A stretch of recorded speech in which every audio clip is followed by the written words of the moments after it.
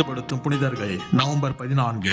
இன்றைய புனிதர் புனித ஜோசப் பிக்னடெல்லி. தேவ பராமரிப்பை உணர்ந்தவர். 1737 ஸ்பெயினில் பிறந்தவர். குருப்பட்டத்திற்கு பின் தமது ஊரிலேயே பரம ஏழைகள் மத்தியில் பணியாற்றியவர். சேசு சபை ஒழிக்கப்பட்ட போது இவருடன் ஸ்பெயினில் இருந்து மட்டும் 5000 சேசு சபையினர் நாடு கடத்தப்பட்டனர். போர்த்துகலில் ஒழிக்கப்பட்டது.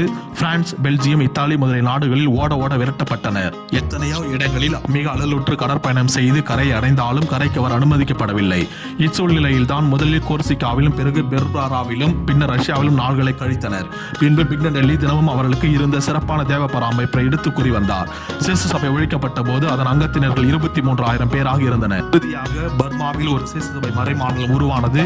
இதில் தான் நவ சன்னியாசிகளை கவனிக்கும் பொறுப்பையும் ஏற்றிருந்தார். நாளடைவில் இத்தாலியின் மறைமாநில தலைவர் பொறுப்பையும் ஏற்றார். அவருக்கு 73 வயதாகும் போது இறைவனடி சேர்ந்தார். இவர் இறந்து 3 ஆண்டுகளுக்கு பின்பு 7ஆம் பத்திநாதர் திருச்சபை முழுவதிலும் இயேசு சபைக்கு மீண்டும் உயிர் கொடுத்தார். இன்றைய புனிதரிடமிருந்து கற்றுக்கொள்வோம். இறை தந்தையின் திருவுளம் என்றால் என்ன, தேவ பராமரிப்பு என்றால் என்ன என்பதை பற்றி நன்கு புரிந்து கொள்வோம்.